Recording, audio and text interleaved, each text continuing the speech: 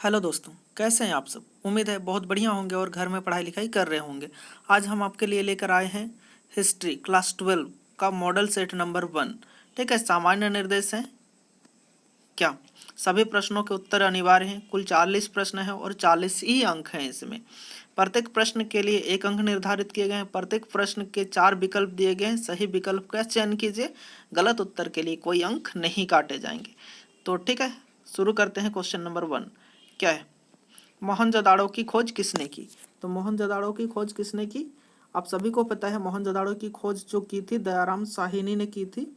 मोहनजोदाड़ो की खोज राखालदास बनर्जी ने कब किया था, 1922 में। कब किया था, 1922 में राखालदास बनर्जी ने मोहनजोदाड़ो की खोज किया था। ठीक है, चलिए देखते हैं क्वेश्चन नंबर 2।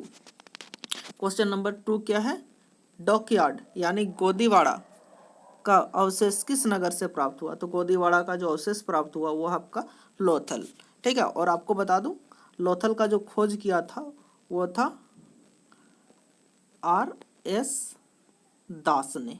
ठीक है, और लोथल का जो खोज किया था R.S. दास ने किया था। ठीक है, तो चलिए समझ में आ गया होगा आपको। देखते हैं क्वेश्चन नंबर 3। क्वेश्चन नंबर 3 है मौर्य वंश के अंतिम शासक कौन थे। मौर्य वंश के अंतिम शासक थे बृहद्रथ। ठीक है, बृहद्रथ। और इसको पुष्पमित्र ने, किसने, पुष्पमित्र। ठीक है, पुष्पमित्र ने मारकर, ठीक है, यहाँ पे इसके स्थान पर शुंग वंश का स्थापना किया था। ठीक है, बृहद्रथ क्या थे, मौर्य वंश के अंतिम शासक थे और इसको पुष्पमित्र ने मारकर, ठीक है, वहां पे किस वंश का स्थापना किया था, शुंग वंश का। चलिए बहुत अच्छे। ठीक है, चौथा नंबर क्वेश्चन है अर्थशास्त्र के पिता कौन थे। अर्थशास्त्र के पिता थे, ठीक है, कौटिल्य। यानी कौटिल्य को क्या कहा जाता है, विष्णुगुप्त चाणक्य भी कहा जाता है। चलिए बहुत अच्छे। ठीक है, देखते हैं क्वेश्चन नंबर 5। मृतकों का टीला। मृतकों का टीला किसे कहा जाता है। ठीक है, मृतकों का टीला कहा जाता है मोहनजोदाड़ो को। ठीक है, मृतकों का टीला कहा जाता है मोहनजोदाड़ो को। ठीक है, अगला क्वेश्चन है हड़प्पा नगर की खोज किस वर्ष हुई। हड़प्पा नगर की खोज हुई आपका 1921 में और मोहनजोदाड़ो की जो खोज हुई थी वो 1922 में हुई थी। ठीक है, देखते हैं क्वेश्चन नंबर 7। सिंधु घाटी सभ्यता में नृत्य करते हुए लड़की की मूर्ति किस स्थान से प्राप्त हुई थी। सिंधु घाटी सभ्यता में जो थी नृत्य करती हुई लड़की की मूर्ति किस स्थान से प्राप्त हुई थी। तो यह स्थान था मोहनजोदाड़ो। कौन सा स्थान था, मोहनजोदड़ो। ठीक है, मौर्य साम्राज्य का स्थापना किसने किया था। ठीक है, तो मौर्य साम्राज्य का जो स्थापना किया था वो चंद्रगुप्त मौर्य ने किया था। किसको मार करके किया था, धनानंद को। और धनानंद किस वंश के थे, तो धनानंद थे आपके नंद वंश के राजा थे। ठीक है, चलिए देखते हैं क्वेश्चन नंबर 9। ठीक है, मौर्य साम्राज्य में प्रचलित मुद्रा का क्या नाम था। मौर्य, ठीक है, साम्राज्य में प्रचलित मुद्रा जो था उसको बोलते थे पन। क्या बोलते थे, पन। मुद्रा राक्षस। ठीक है, मुद्रा राक्षस जो था उसके लेखक थे विष्खादत्त। ठीक है, मुद्रा राक्षस के लेखक थे विष्खादत्त। ठीक है, चलिए आगे देखते हैं। निम्नलिखित में से कौन सा मौर्य वंश का शासक नहीं है। चलिए बता देता हूँ। मौर्य वंश के संस्थापक ये हुए, इसके पुत्र हो गए बिंदुसार। ठीक है, और इसके जो सबसे महान शासक हुए वह हुए राजा अशोक। ठीक है, मतलब इसके जो शासक नहीं है, मौर्य वंश के शासक कौन नहीं है, अजातशत्रु। ठीक है, चलिए बहुत अच्छे। चंद्रगुप्त मौर्य ने सेलुकस को कब पराजित किया। तो चंद्रगुप्त मौर्य ने सेलुकस को पराजित किया था, ठीक है, 305 BC यानी ईस्वी पूर्व। ठीक है, चलिए देखते हैं बिफोर क्राइस्ट। अगला क्वेश्चन है अमरावती का स्तूप किस राज्य में स्थित है। अमरावती का जो स्तूप है वो किस राज्य में स्थित है। तो अमरावती का स्तूप है आंध्र प्रदेश में। अच्छा, स्तूप किस धर्म से संबंधित है, एक और क्वेश्चन है। ठीक है, यहाँ से करते हैं, स्तूप किस धर्म से संबंधित है, किस धर्म से संबंधित है, धर्म से संबंधित है, जानते हैं।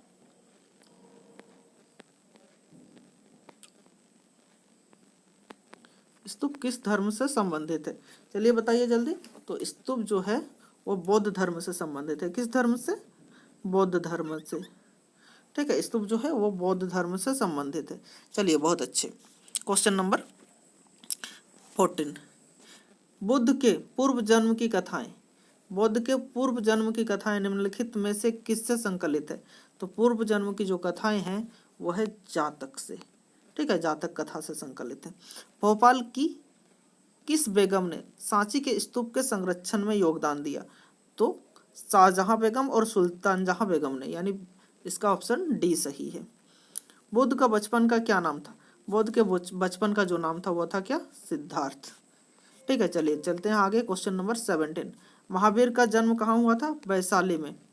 महावीर का जन्म जो हुआ था वो हुआ था वैशाली में। ठीक है, और महावीर के बचपन का नाम भी बता देता हूँ। महावीर के बचपन का, ठीक है, महावीर जैन के बचपन का नाम क्या था? आपको जल्दी से बताइए, किसको याद है? देखते हैं हम।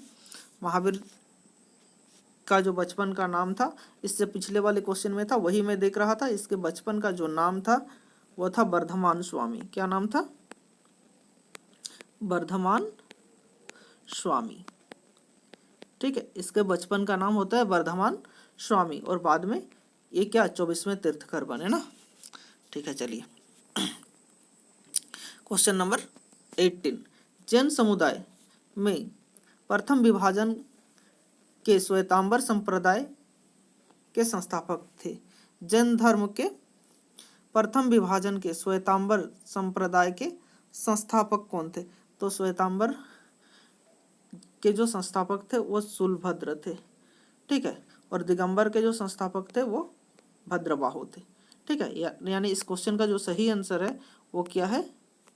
इस क्वेश्चन का सही आंसर है स्थूलभद्र।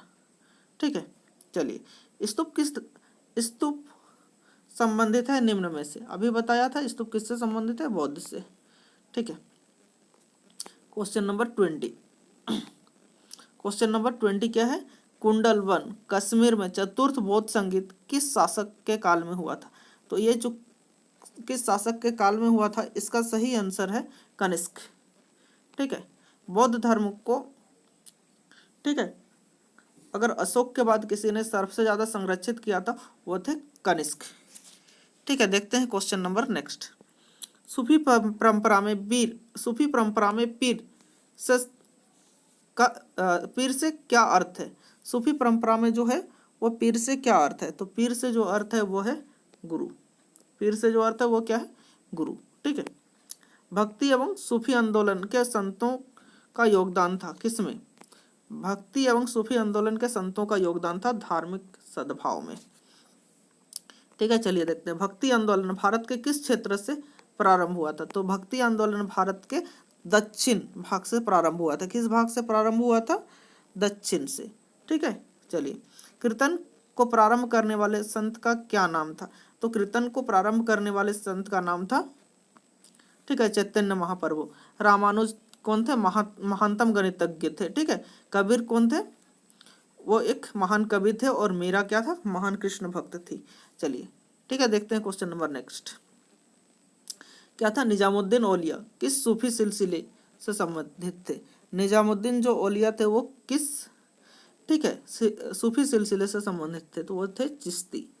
ठीक है, तालमंडी किस का जन्म स्थान है? तालमंडी किसका जन्म स्थान है? तो तालमंडी जो आपका जन्म स्थान होता है वो गुरु नानक देव का है। ठीक है, किसका? गुरु नानक देव का। ठीक है, क्वेश्चन नंबर आते हैं हम लोग 27 में।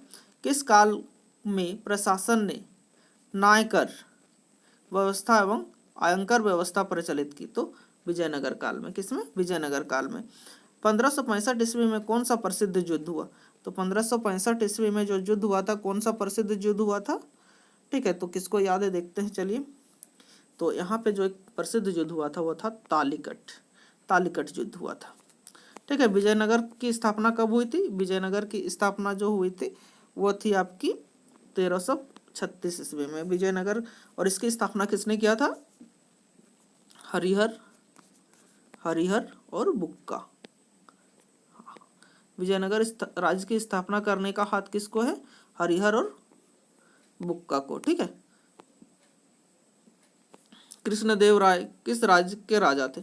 तो कृष्णदेव राय जो थे विजयनगर राज्य के राजा थे। इसी के काल में जो, ठीक है, हाँ, तेनालीरामा हुए थे। ठीक है, चलिए देखते हैं। प्रसिद्ध ऐतिहासिक स्थल हम्पी किस जिले से संबंधित है? ये तो बिल्कुल आपको पता है, क्या? विजयनगर। ठीक है, ये किस जिले से संबंधित है? विजयनगर। ठीक, कृष्णदेवराय के दरबार में अष्टदिग्गज थे, वे कौन थे? अष्ट तेलुगु कवि थे। किसके कवि थे? तेलुगु कवि थे। ठीक है, विजयनगर साम्राज्य की स्थापना किसने की थी? अभी बताया था, हरिहर और बुक्का। ठीक है, अकबरनामा के रचयिता कौन है? अकबरनामा के रचयिता हैं अबुल फजल, जो ठीक है राजा अकबर के मित्र भी हुआ करते थे। ठीक है, चलिए देखते हैं पानीपत की प्रथम लड़ाई कब हुई थी? पानीपत की जो प्रथम लड़ाई हुई थी वह 1526 ईस्वी में हुई थी। कब? 1526 ईस्वी में। ठीक है, किसके किसके बीच में हुई थी? यह लड़ाई हुई थी बाबर और इब्राहिम लोधी के बीच में। ठीक है, चलिए देखते हैं क्वेश्चन नंबर 36। क्वेश्चन नंबर 36 क्या है? आईने अकबरी कितने भागों में विभाजित है? आईने अकबरी 3 भागों में विभाजित है।